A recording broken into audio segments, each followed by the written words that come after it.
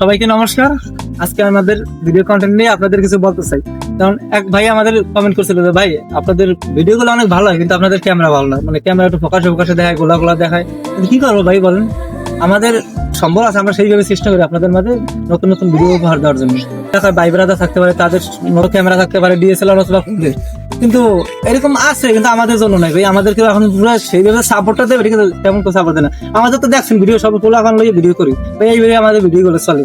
আচ্ছা, আমি এখন আপনাদের একটা কাহিনী শুনি, একটা বাইরের কাহিনী।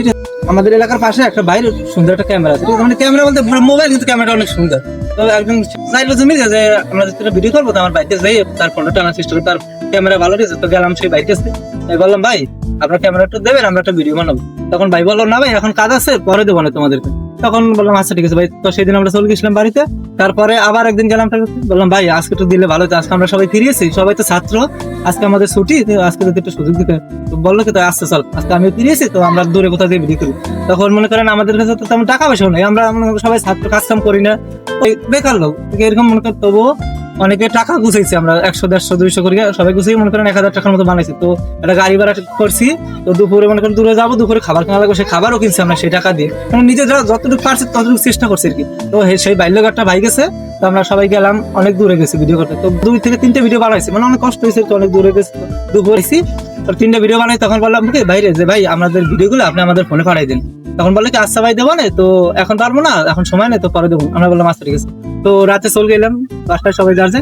তো সকালবেলা বাইরে ফোন দিলাম, ভাইয়া এখন তো আমাদের তো কম ভিডিও নাই, ভিডিও প্রতিদিন একটা ভিডিও ছাড়তে, তো এখন যদি ভিডিও করে দিতেন আমাদের উপকার হতো। তখন বললো কি যে ভাই এখন একটু ব্যস্ত আছি, তো বিকেলে দেবো না। তখন বললাম আচ্ছা ঠিক আছে। আমরা মানে আমাদের মন এতটা শান্ত আছে, বাইরের পুরো বিশ্বাস যে ভাই আমাদের লোকের কোনো সময় কোনো মানে ফাইজলামি করবে না। বেশ, আমরা পরের দিন আবার বিকেলবেলা ফোন দিলাম যে ভাই এখন যদি আমাদের ভিডিও দিতেন, এখন আমরা শিখতে পারতাম। তখন বললো কি ভাই এখন আমি কাজে আছি, তো পরে দেবো না। বললাম কি ভাই তাহলে সকালে দেবো না, এখন পারবো না দিদি। তখন বেশ আমরা শান্ত মনে চলে আসলাম। আমার ভিডিও লাগবে, বাইরের কাছে বাইরের কাছে যখন আমরা যাই টাকা আসছি, ভিডিও না দিলেও তো আমরা ছাড়তে পারবো না। তো সেই দিন চলে গেলো। তারপর দিন সকালে আবার বাইরের কাছে গেলাম, মানে তাদের বাড়ি গেলাম, ফোনে তো তেমন সবকিছু বলা যায় না। তাদের বাড়ি গেলাম, বাড়িতে বললাম কি ভাই এখন ভিডিও কটা দেন, আজকে ভিডিও নয়, ভিডিও কটা থাকতে হবে।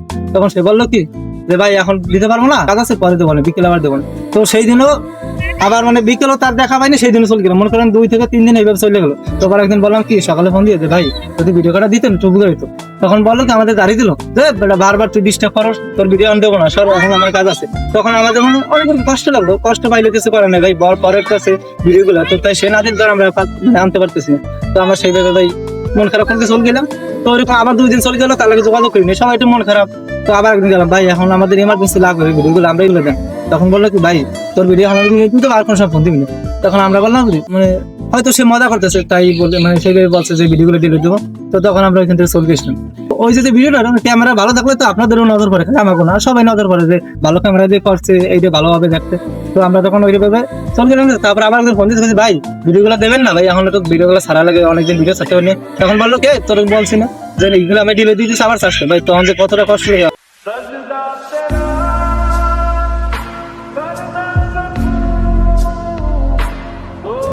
গ্রামের লোকজন ভাই, তো কেমনে বলেন ভিডিও করবো ভালো, সবাই আমাদের অবহেলা করে চলতে যায়। আমরা হয়তো ভিডিও এখন তোমার ঠিকভাবে করতে পারি না, তাই বলে আমাদের একটু সাপোর্ট দেন, আমরা নিজেরা যতটুকু পারি সেটুকু চেষ্টা করি, বুঝছেন? তাই প্লিজ আপনারা দয়া করে আমাদের ভিডিওগুলো কোনো টাইমে যাবেন না, আমাদের ভিডিওগুলো পুরোপুরি দেখবেন, আমাদের পাশে দেখবেন, আমাদের ভালোবাসা দেবেন ভাই। আপনাদের ভালোবাসাই আমাদের পূর্ণতা ভাই।